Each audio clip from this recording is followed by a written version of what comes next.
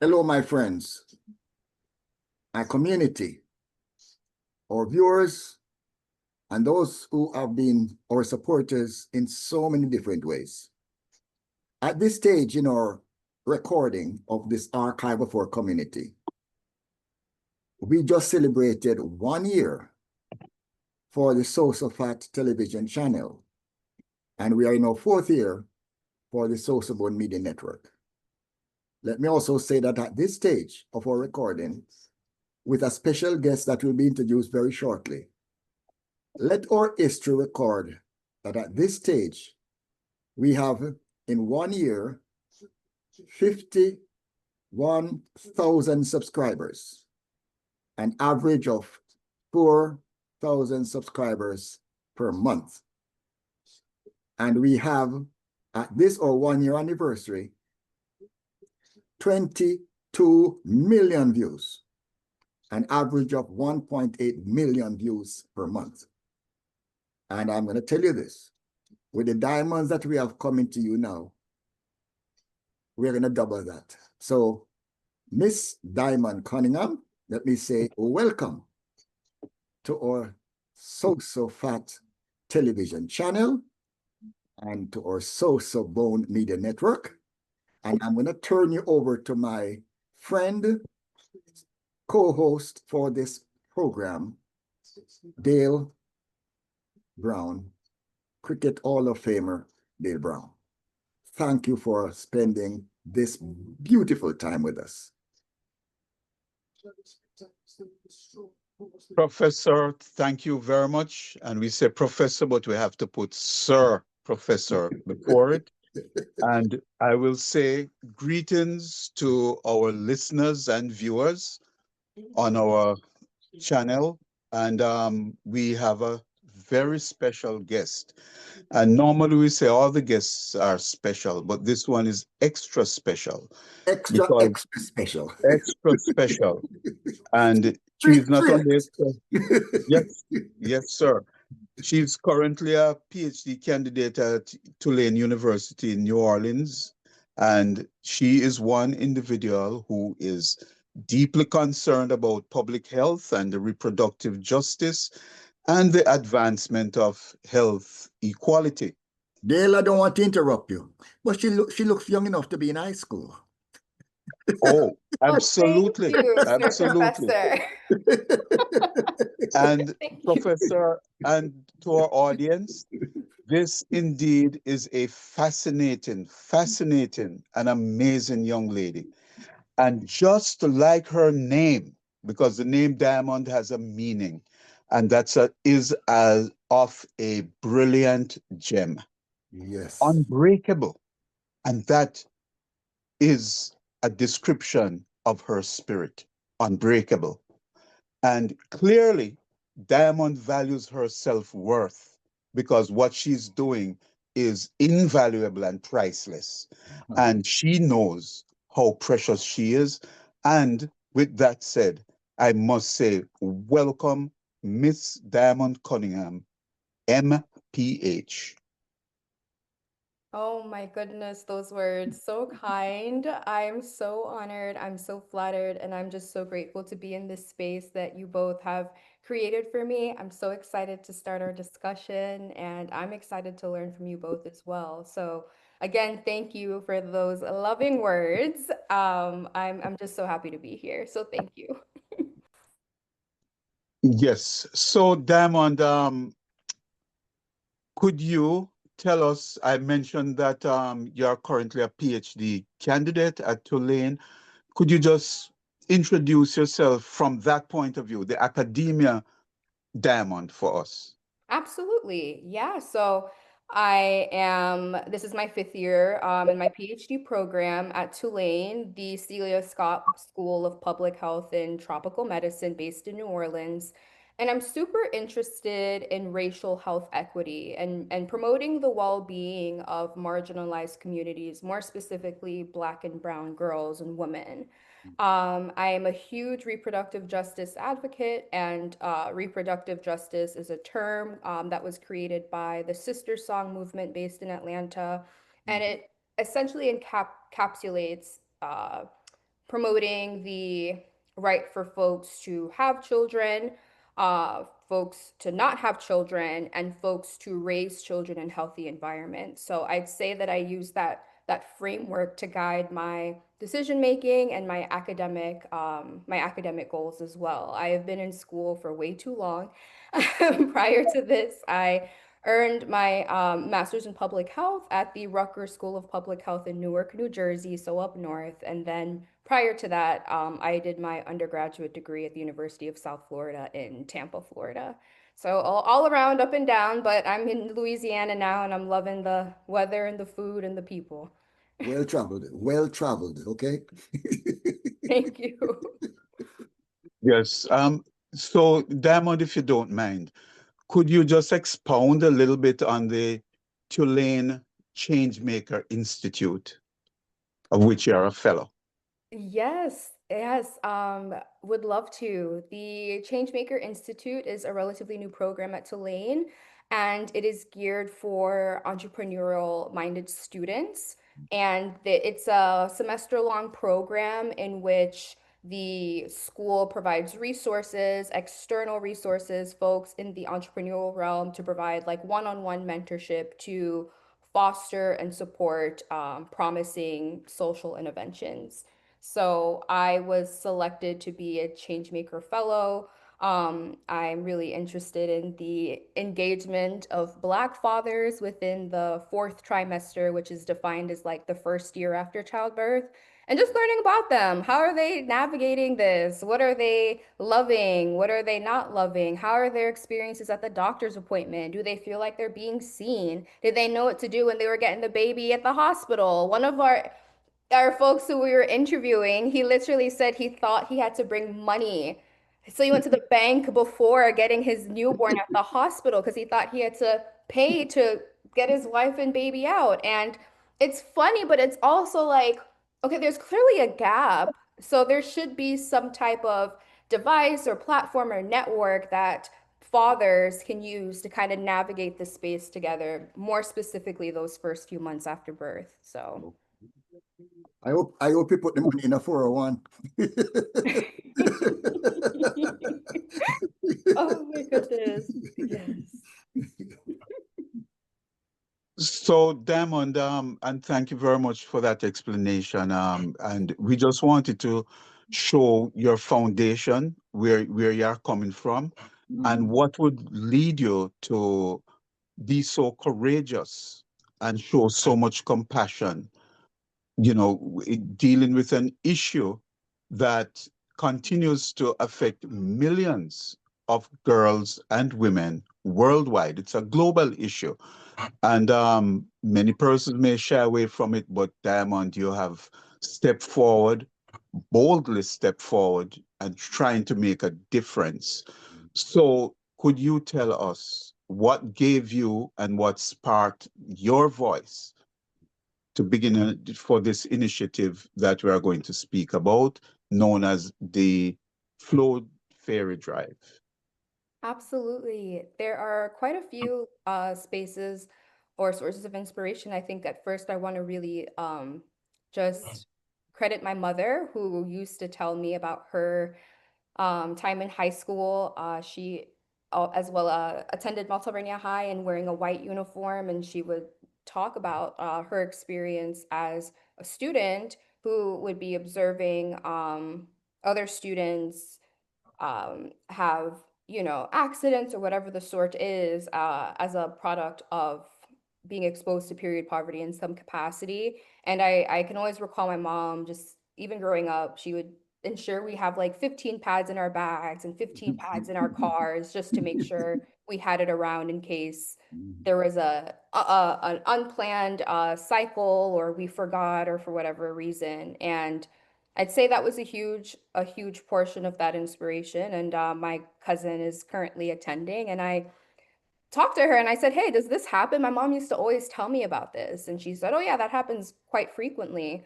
And I'm like, "Oh wow, my mom graduated, I'm not aging her, quite a few years ago." So to see that that's still a need, and to also know, Dale, like you'd mentioned, like period poverty is something that is so global. And it intersects at different levels, domestically, internationally. But to know that, just to remember my mom's stories of her, like how much she had to change her day around if she got her period at school. She said she'd have to stand, she'd feel more comfortable standing in class as opposed to sitting down. She just felt super self-aware. She wasn't able to fully immerse herself in her studies, and she was a very well-performing student. And I always think, like, if she didn't have that one factor to think about, I could only imagine how even more she would be able to excel in her studies. So I think hearing my mom's stories, being informed by my cousin who's currently attending that that's still somewhat of an issue, and just like frustration ultimately. I know that there's a lot of stigma associated with speaking about periods, menstruation, and I'm a person that unfortunately loves confrontation, and I love making people uncomfortable for the sake of promoting health and well-being. So I was like, this is me. Like I'm for this. So yeah, that's I don't want to go ahead. I don't want to get ahead of myself, Dale, but I think those experiences would really like sum up what was the driving force behind coming up with the initiative. Dale, let me say this, that you hit the jackpot, because this is where she belongs, on this platform, because under the platform, cut the fat. Let's get down to the bone. This is what our platform is all about. I love it. Yes, Professor. The moment I spoke to her, this is all I could envision. That's all I could envision. And, you know, thank you, thank her, thank God that we are here today. Absolutely. Yes. So, Diamond, you mentioned that your mother attended school in Jamaica, but as I believe a self-described first generation American, Yes. is that correct? And again, it's fascinating that you embrace your Jamaican roots to such a degree. And what do you think encouraged you to do that? Oh my goodness, Dale, you are, my gosh, I feel like I'm in a therapy session. I think about this all the time. Yeah, like you mentioned, I'm a first generation American, and I'm so inspired by so much of what Jamaica entails, the cultural influence. I'm so proud to say, like, my family is from this amazing island, and a huge component that doesn't I feel is it doesn't get recognized as much, at least in the States, is how much Jamaica values the matriarchal or even like women leaders, like even nanny being spoken about in the school system and being a national hero. Yes, there are a lot of women heroes that we recognize as being, yes, heroes in our system, but I think just growing up, going back and forth to America, to Jamaica, seeing those two cultural differences was always very inspiring. And I have like so many aunties, so many cousins, so many family members who are women. There's a friend of mine joked and said he thinks we eat the boys when they're born because my family, we just have so many girls in our family.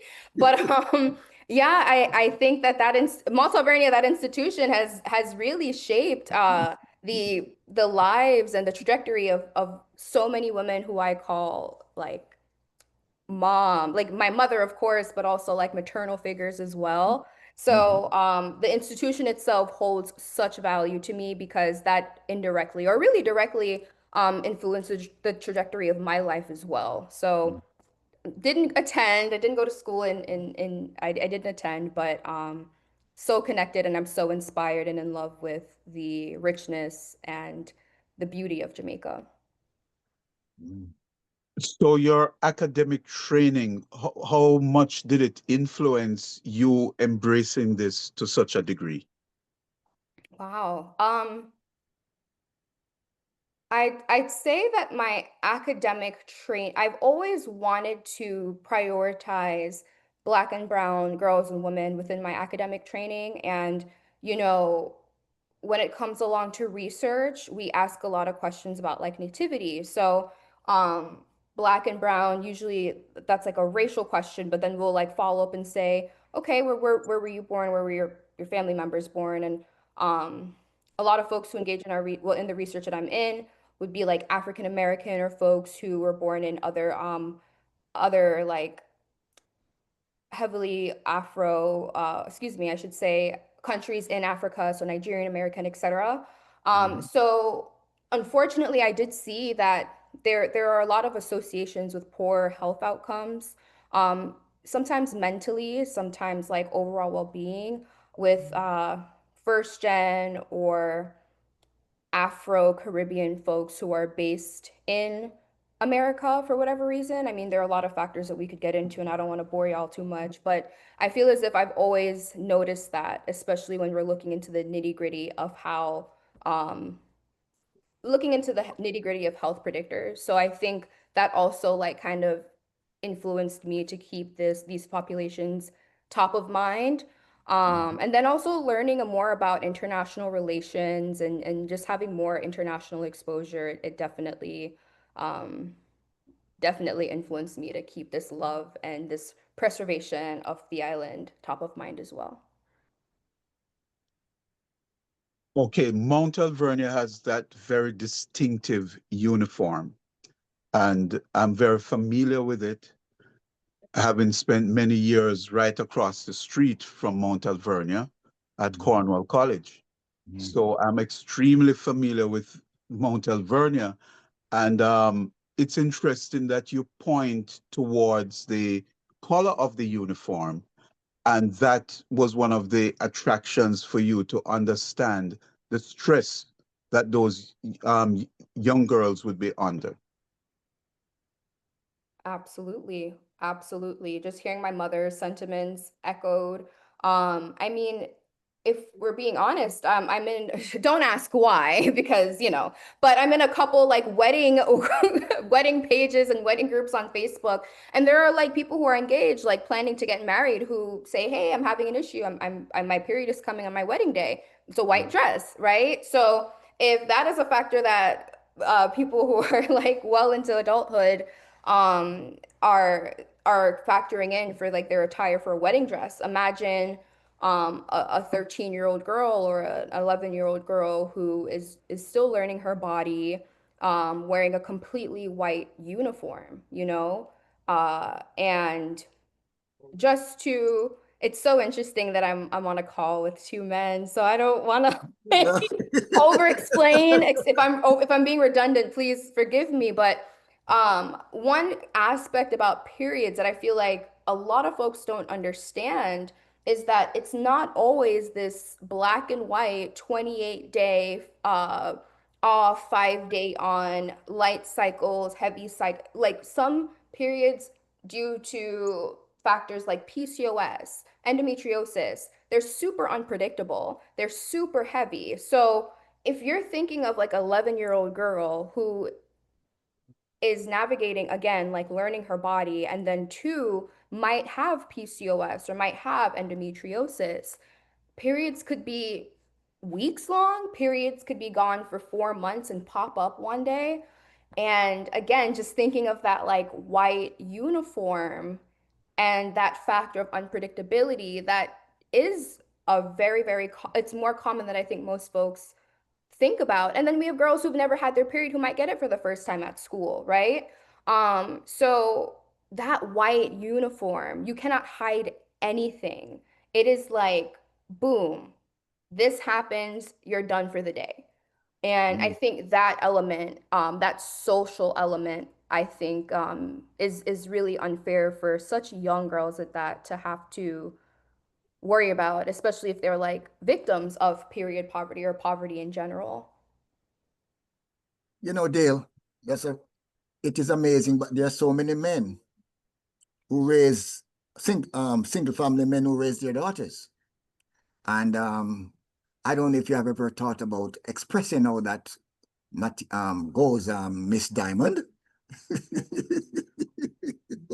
Oh man, I can say that shouts out to my dad. He has two girls, one boy, and I at any time would feel comfortable talking to him about it. And and my father was born in Jamaica as well. But I know that's not the norm. And for many reasons. So I think conversations like these are super important, and just making it normal. It's a bodily function, just like urinating. It's a bodily function that happens for women who have the ability to menstruate, and I think that we should just really normalize that. Yes. Yes, absolutely. So, with all of that, you discovered that one thing which is not proper hygiene is that many girls were forced to improvise and use materials that are certainly not sufficient to handle the menstrual flow.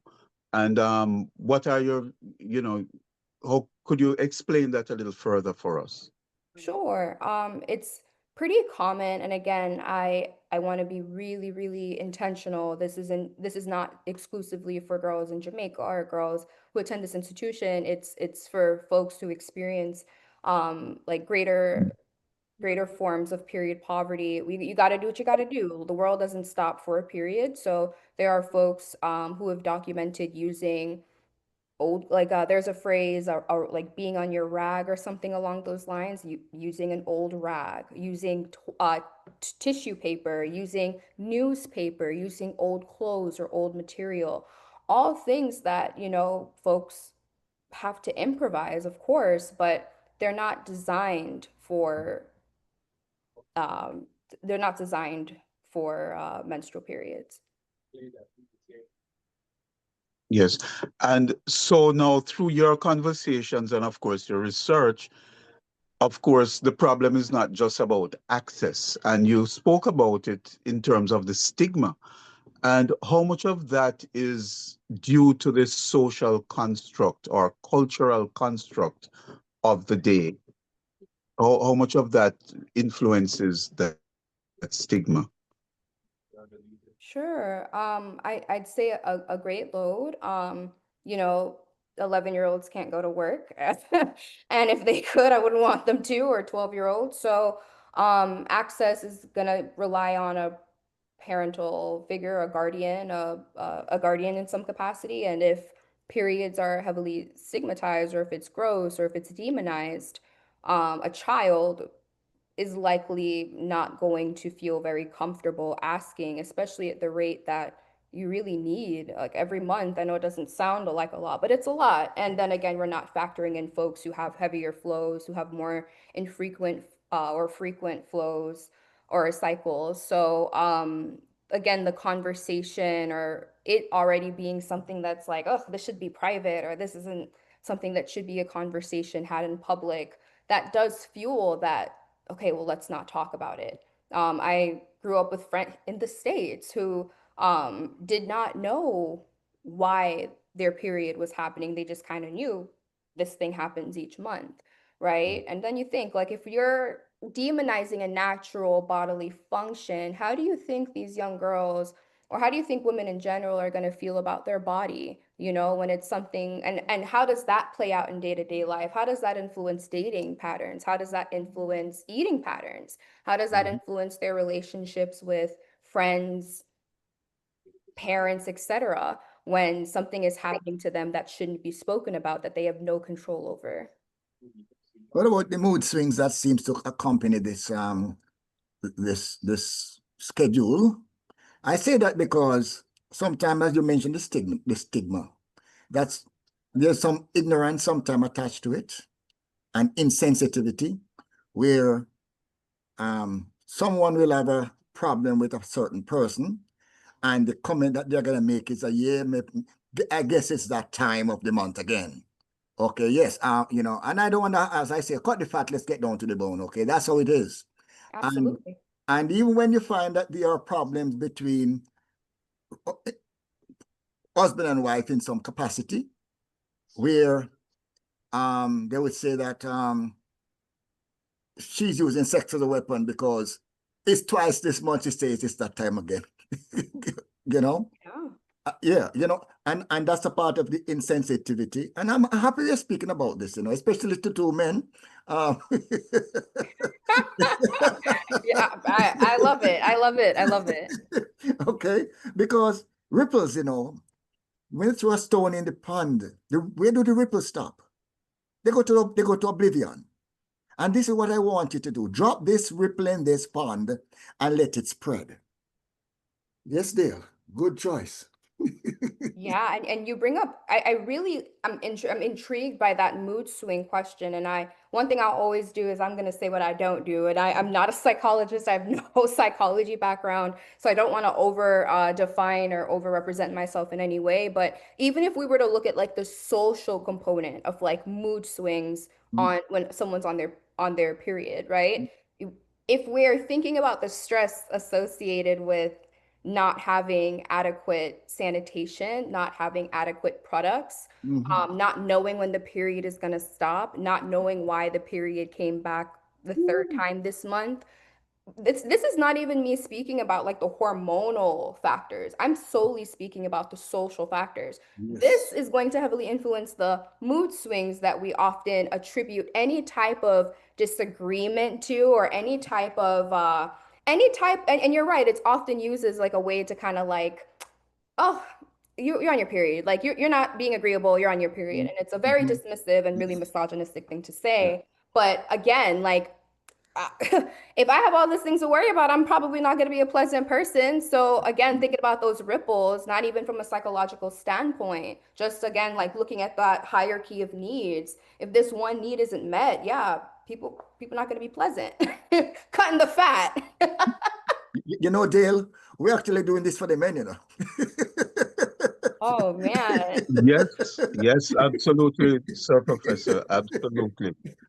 And you speak, Diamond, about the girls struggling in school, and these are critical years of development for them, because between, let's say, 12, 11, and 19 and beyond, but especially during those high school years, it must be extremely difficult for them to be dealing with natural growing up and everything, and dealing with an issue such as this.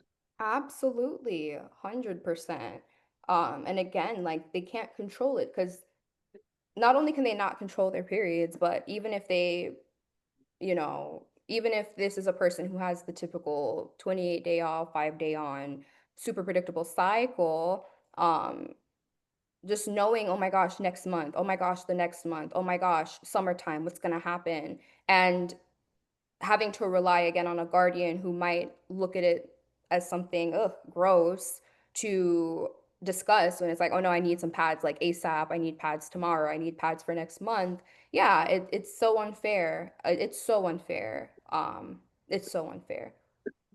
And you know, I said this that in one previous discussion, not I'm going to go too public with it, but it has to be regarded as a, as normal.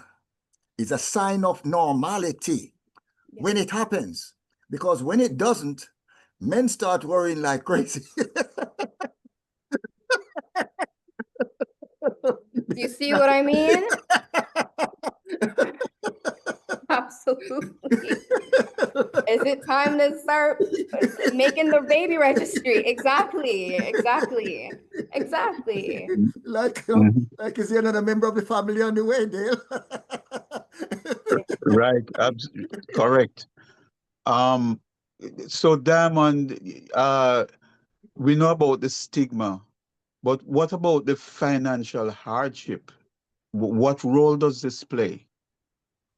Right. I always like to like refer to like I think Maslow's hierarchy of needs. And when you're and again, I want to speak very broadly for in general. So if you have someone who is experiencing poverty, I think the first level is like basic needs like shelter, water, food. The next is like clothes, etc.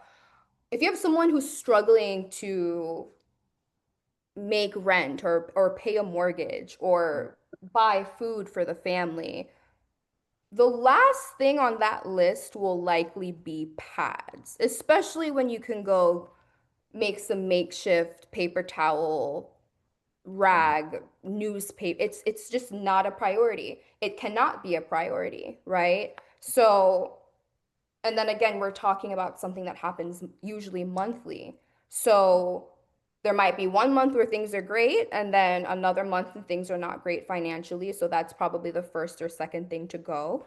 And people experience poverty in different ways. So, you know, being home and doing one thing is something to consider, but then coming to school, which should be like a safe haven for girls, which should be a safe haven for students, and we should be doing things to ensure that they have as limited barriers to learning as possible. Then you think of a school of 1,400 girls, and you think of a school with staff and faculty who are constantly doing everything and above to ensure the safety and well-being. The onus cannot be placed on the faculty and staff of the institution. They are already severely overworked. And we can't place it on the parents who are experiencing potentially, again, this is not every parent, some of the parents who are experiencing poverty. I think it's really important for us to think outside of that realm, outside of that box. Okay, this can't work, this can't work. So then what do we do? Because we have students who are potentially like are having like an impacted life in some capacity because of a natural occurrence. I mean, in your research, does stress impact or disturb the scheduling or the flow? Yeah, there have been some studies that associate for some people, there's an association with heavier flows, with higher levels of stress. There are some studies that say that there will be an absence of cycles are associated with higher levels of stress. So you kind of stress yourself out to a point where your body is just not doing its thing. So period gone, etc. It can go either way, you know, which is really, really concerning. Now, part of it, Diamond, is that you discovered that some girls, they dealt with this issue by simply staying at home rather than go to school. Yeah, that's very, and again, that's very common broadly. Like on an international level, that's like the most common solution, and I'm using that word very lightly. But yeah, staying home. Uh, and then again, it's not something that you can kind of, some folks feel comfortable speaking about. So it's not like symptoms are often belittled, like, oh, she's on her period, but like, no, some people have very excruciating cramps that like we really cannot conceptualize how painful they are. So being at school and being forced to, again, not only the attire, but being forced to engage a certain way without having any resources to support that, yeah, the solution is to stay home, which is really frightening. And just question, do the education department take this into consideration when they think in terms of boys being able to do a regular, uninterrupted school routine versus girls, especially when they reach a certain age? It's a really good question. In terms of the curricula in Jamaica, I'm not 100% sure. I can't say I'm right now in Louisiana. I go back and forth between Louisiana and Florida, and period and menstrual health falls under sex education, and that is like I'm in a very conservative state, in a really conservative state, so they have like cut that out in its entirety. There are like a lot of workarounds you have to do to kind of like talk about it within schools, and I don't know if it's I highly doubt that that's factored in as a factor. And I think growing up, I often heard people say, "Oh, you better get used to it because it's not going to go away for a couple years. So if you have some excruciating pain, okay, suck it up, Buttercup. If you got to take X number of Tylenol to get through the day, and and it like messes up your stomach for like years later for potential like overuse or what." And I know Tylenol is probably the worst medicine to talk about, especially with current discussions about Tylenol from the current administration. But you know, it's kind of like figure it out, make it work. Yeah. Okay, well, we briefly touched on the stigma and everything, but there's a word, two words, unclean, shameful. unclean in that even some persons go as far as saying that the female is unclean, therefore they can't cook.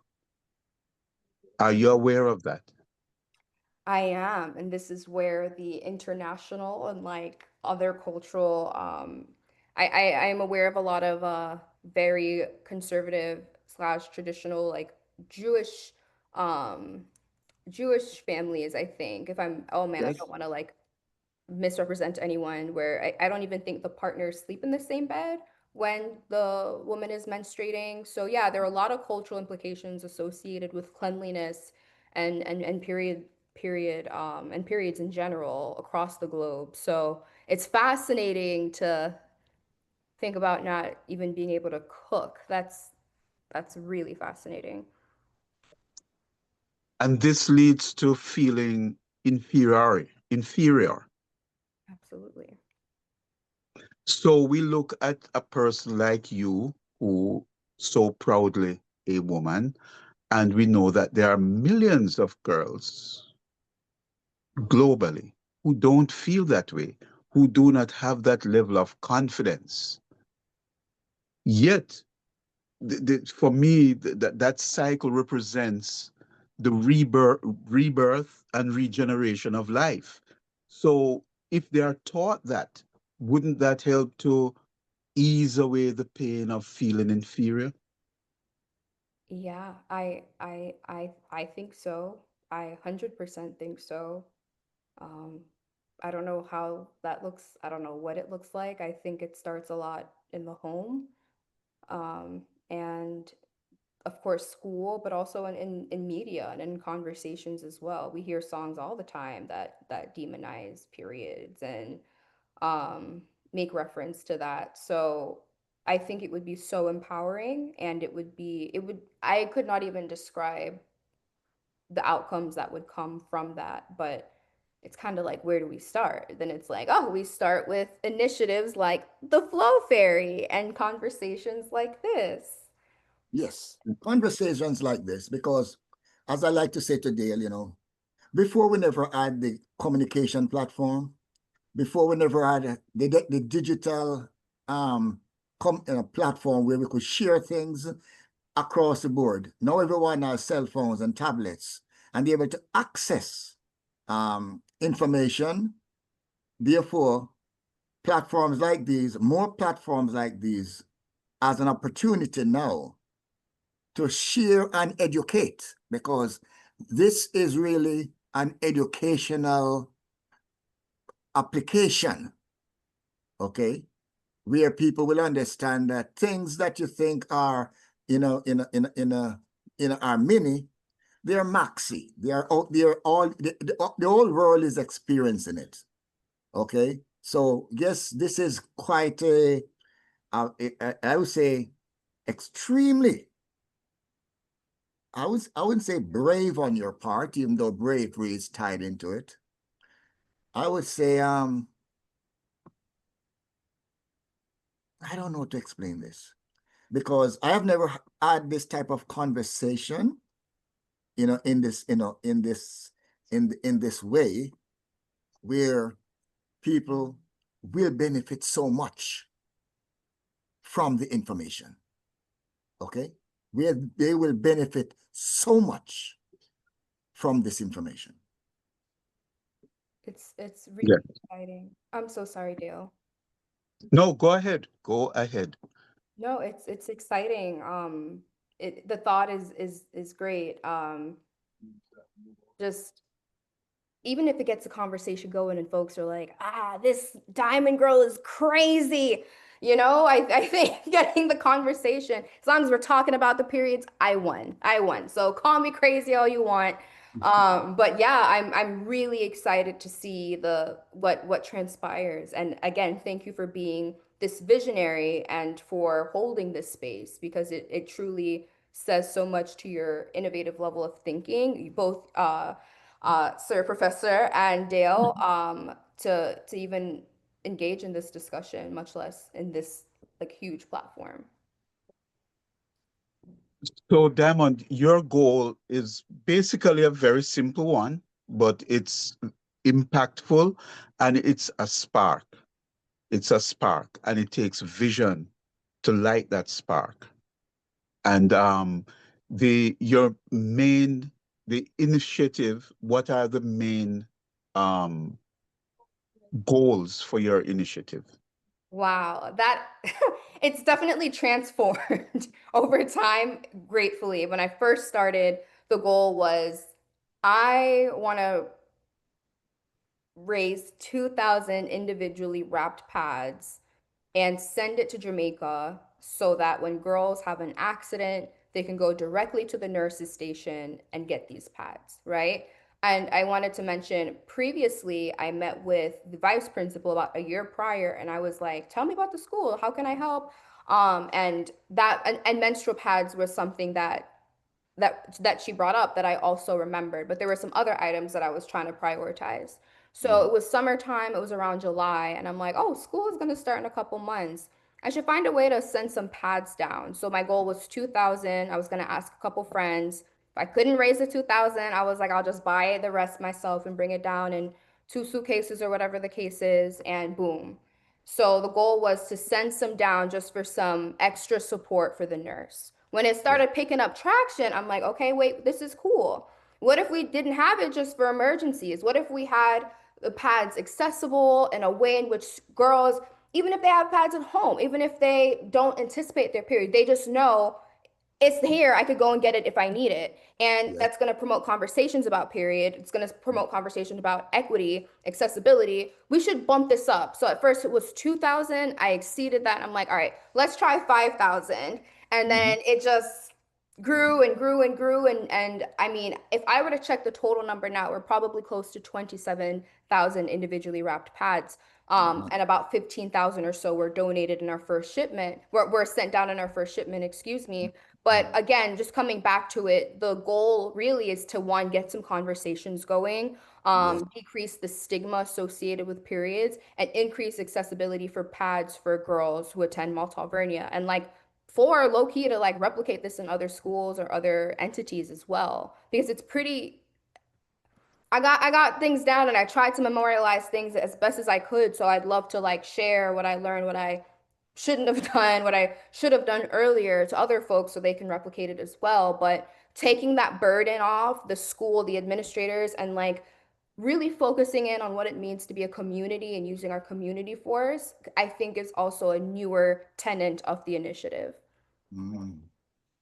Yes. And what it does also is bring peace of mind to those young girls. Absolutely. Very, Absolutely. The yes. same way how we go in a bathroom and we already know there's going to be soap, water, toilet paper is the same way. We don't even think twice about it. Is the same way in like a perfect future.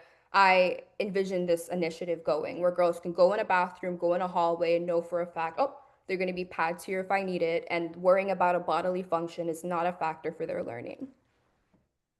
Yes. And I just hope that, fathers on their way to the store, when they turn around and ask their wife if they want anything, and she says, pick me up a box of pads, he doesn't start, looking where the moon does not shine. And it's like, what's wrong with it? What do you think? Do you think the owner is gonna think you're gonna? What do you think? What do you like the person who's checking you out? Do you think they care? Like after you pay, you're gone. It doesn't impact them in any way. Just get the As pass. I said, there's this ignorance floating out there, Of course. and it has not been addressed. Of course. Okay, Of course. it has not been addressed, and you bringing this into the headlights, okay, it's not going to go away because it's going to be all over LinkedIn. Okay, Sure. I mean, I already sent an invitation to you to join my LinkedIn. Okay. Oh yay! Okay, I'll go ahead and I'll be connected. So I have 21,000 connections on LinkedIn. Okay. Okay. So I'm gonna hashtag you on LinkedIn, and you're gonna be all over the place on LinkedIn. I'm excited. Oh my gosh. Oh my goodness. Oh. Yes. And Diamond, I will tell you this. When intellect intersects with intelligence, It's a collision. they spark. And that is what you have done. Thank you. Your intellect, because you have a strong background in academia, and your innate intelligence, they intersect. And this is the result of it all. And I am so proud of you, so proud of you, because many people will think about these things, but they do not have the courage to step forward with it. And that is what you have done. You know, the empathy, the identity, and the courage. You have now rolled them up into one, along with your intellect and along with your intelligence, and boom, they create a one massive impact at that intersection when they meet. And for that, I'm really proud of you. And you said you started out with 2,000 pads. You didn't mention the date that you started that drive, to add context. Oh yes, absolutely. And Dale, I want to say thank you so much for those kind words and speaking that life and that love into me. I really appreciate that. Um, I started, I want to say July 5th. I could tell you the exact date, but I want to say it was July 5th. Okay. Yeah, it was July. Uh, just kidding, July 7th. It's July 7th. Okay. And so you started out with the original goal of 2,000, and you explained the reason why you wanted to keep it simple and manageable. But on September 15th, a shipment containing 15,000 pads were sent to Jamaica. And I have 8,000 more in my living room as we speak.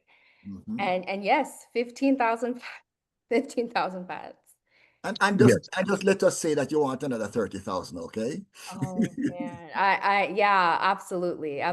We're definitely, yeah, Yes, absolutely. Yes. we don't want to overlook that factor that this is not something that multiplies. This is something that decreases every month. Yes. Okay. Okay. So, Diamond, you used the word before, intentional. So, when you are collecting these pads, how intentional are you with the quality of the product that you are collecting?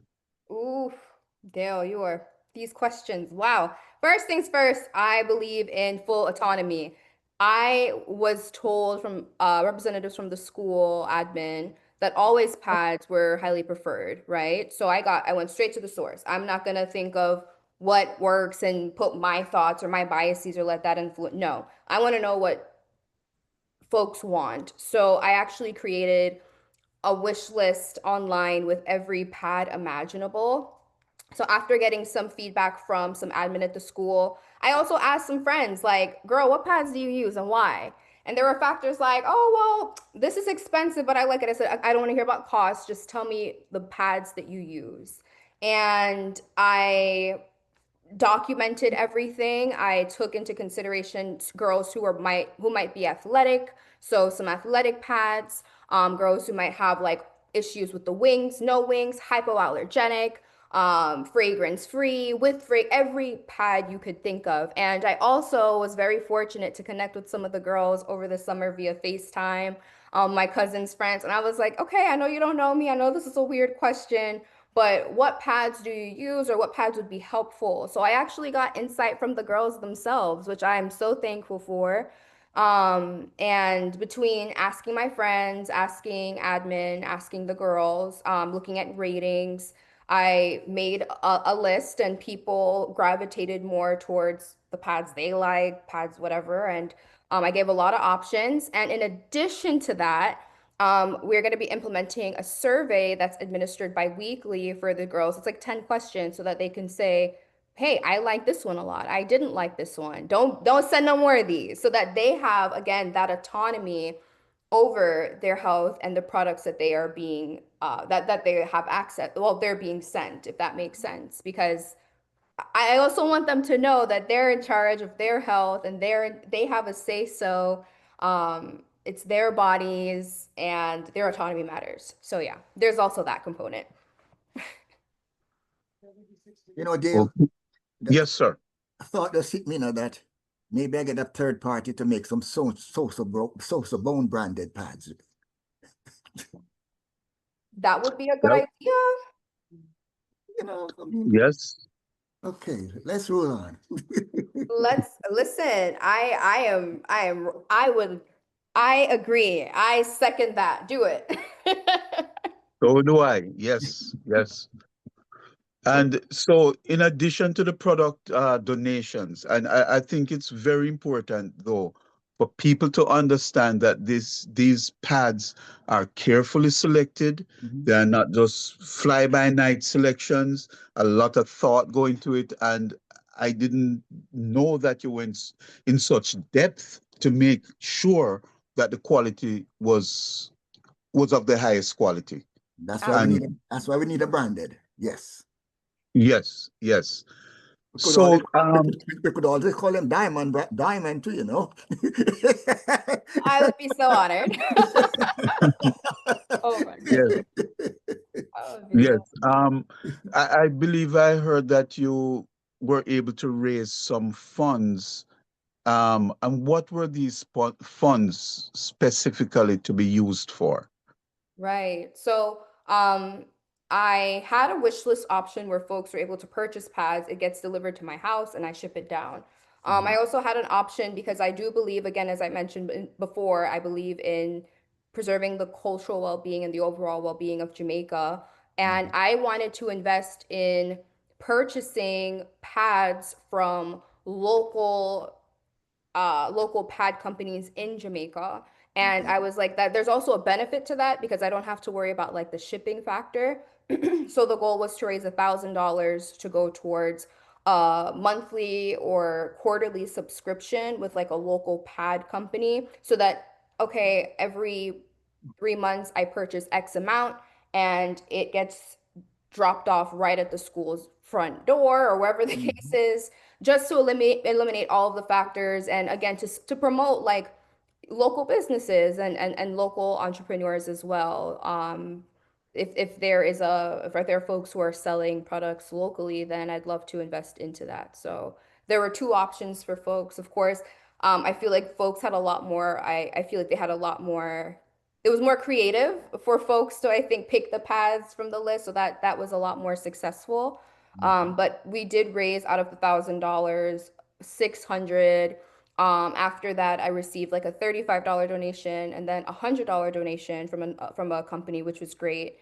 And most of that, I will say, did go towards covering some of the shipping costs because that was very expensive.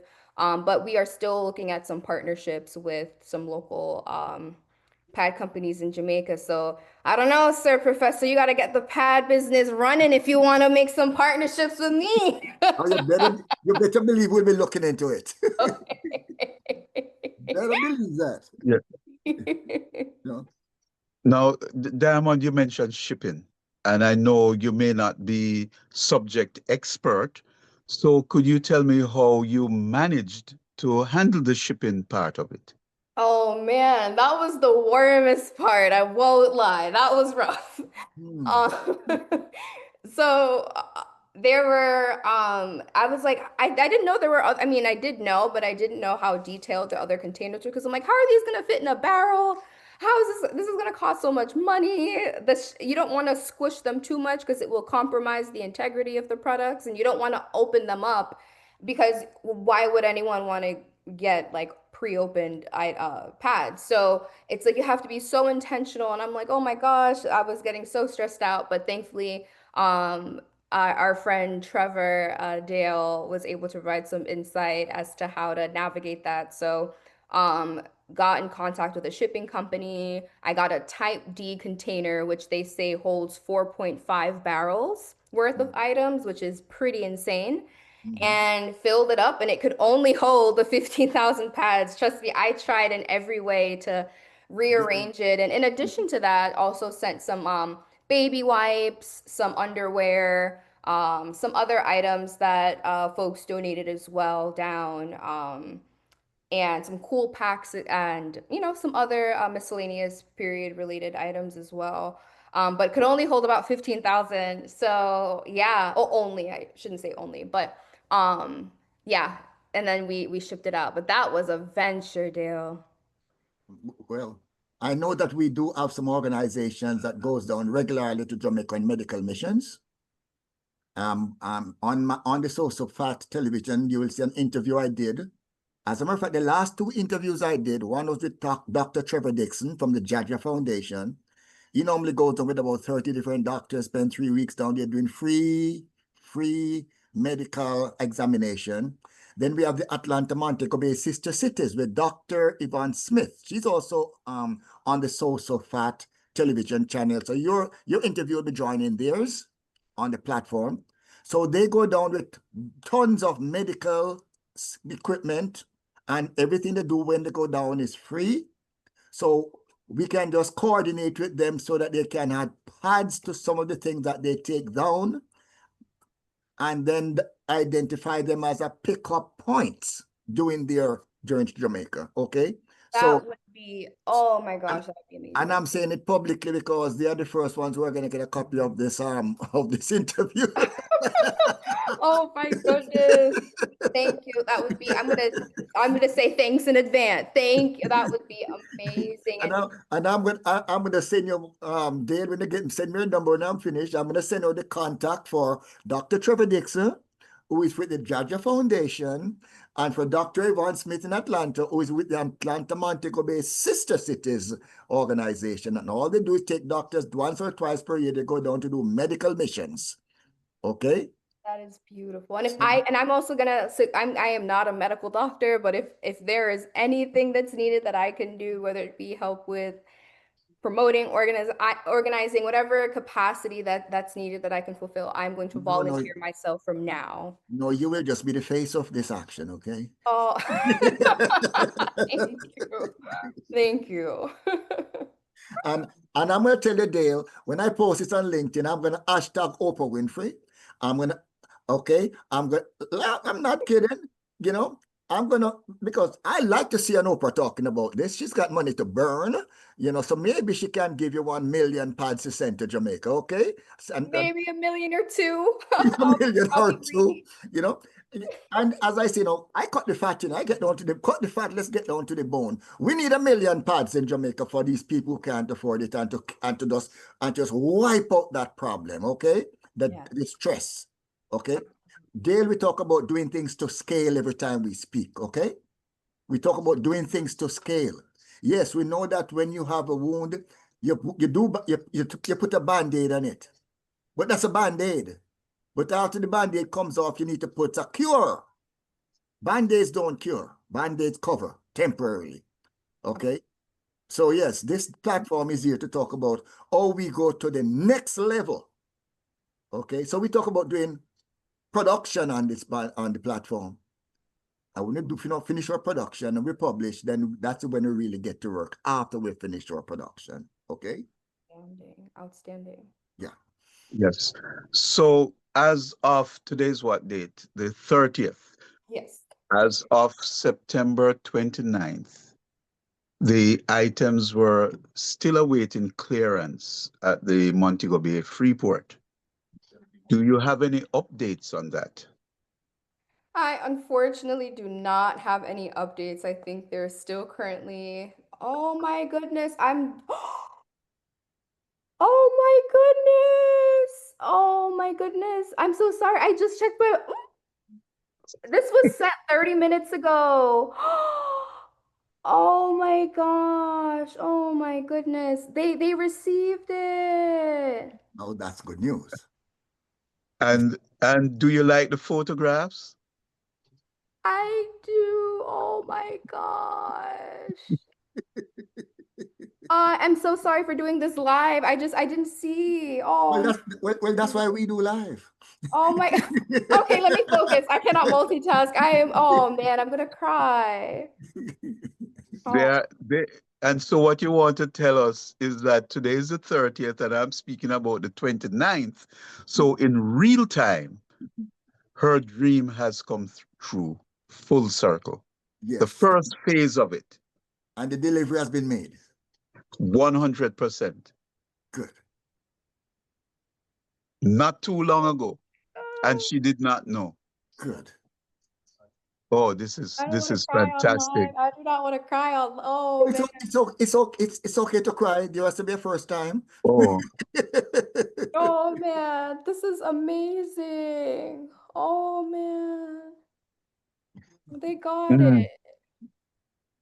yes. I can say that sometimes, dreams do come true. And yes, Oh my I would God. like to think that on this platform, we can recognize when dreams do come true. Absolutely. Oh, my heart. Oh my gosh. Oh man. Now I gotta send something. I need to send the other package down ASAP. Oh man. This is beautiful. This is lovely. Hmm. Isn't this lovely, Professor? Great job, Dale. As I said, great minds, when you put them together and they clash, you get creation. Okay. Yes. That is what we would like our community to understand, that we do have a platform where all are welcome. Okay. All are welcome. The ideas, the products, the service, the dreams, whatever it is, that we now have the technology, and we are able to share our dreams and our successes with the world, because there are many people out there who are looking for footprints to walk and to follow. Okay. So yes, in the very beginning, you spoke about the woman in Jamaica, and you spoke about Nanny. And do you know how long ago Nanny was doing what she was doing? It was a long time ago, but we are still walking in Nanny's footsteps. You are walking in Nanny's footsteps. Oh my gosh. Okay. And I would like us to get, and maybe, 10,000 pads up to the Maroons, targeting their community up in the mountains, so that we do not say that we only see what's happening down in the plains. Okay. These pebbles, one of my most common stories is the one about acres of diamond. And I don't know if you're familiar with it, but it's about the gentleman with a farm, and he was always looking at people going up into the mountains digging diamonds. And he was just a little bit concerned that that they're getting so rewarded, so getting so rich, getting so wealthy, digging diamonds, and he was down there farming on the farm, And finally decided that, he was going to sell his farm and go and dig diamonds up in the mountains. And the person who bought the farm from him, they went out and decided to dig a well. And the more they dug, is the more diamonds they dug up. He had diamonds in his backyard, and he was looking at the mountains. Acres of diamonds was what he was sitting on. And it is strange, Dale, that you should bring us a diamond this evening. Not strange, I should say. No, Professor and Diamond, it is what we call synchronicity. That's what it is. It was divinely inspired, and here we are today. And Diamond, I grew up with a very strong grandmother, strong in every sense of the word, mentally strong. And I never saw her as anything less than another human, but an outstanding human. Nothing restricted her. She was as feminine as you'd want a woman to be, but at the same time, she was as powerful as you'd want an individual to be. And I look at stories even in the Bible about Miriam, Ruth, Mary, etc., and our own beloved Nanny, because at the end of the day, our social construct, our cultural construct must take the fore and must take the lead. So when you see someone like Diamond now stepping forward with confidence, and it's not just what she's doing in terms of the period poverty, but it's the manner in which that she's doing it with total confidence, no apologies for her confidence. Some people have to apologize for it, Mm. you know, and you're not talking just to two gentlemen, you're talking to two humans. And it does so happen that we are men, we have the male species, but we have the same compassion and the same empathy that you would expect from anyone else. And let me make this announcement, Dale, as to close out this session. I'm sure she'll be back. I am now the agent for Diamond Cunningham. To contact me for guest speaking roles or special appearances. My email is contact@sosobone.com. That is contact@sosobone.com. Contact@sosobone.com. If you'd like to make a donation to the effort, I call it the Diamond Mission, please contact me at contact@sosobone.com. SOSOBONE.com. Contact@sosobone.com. If you would like to compliment her, if you would like to support her, if you'd like to make sure that this issue and this problem that she has identified and addressed and determined to let it disappear, for all you men out there who have daughters, for all you women out there who is applauding Diamond for taking this public stand, please reach out. The email address is contact@sosobone.com. Contact@sosobone.com. So Dale, let me thank you for bringing us this treasure on Diamond. I'm telling you this, we just lit the fuse and we're just waiting for it to explode. Thank you so much for being our special guest on our program this evening. Thank you so much. Thank you for your expertise, your innovativeness, everything. I'm so honored and flattered, and this was a perfect conversation. Thank you both for everything.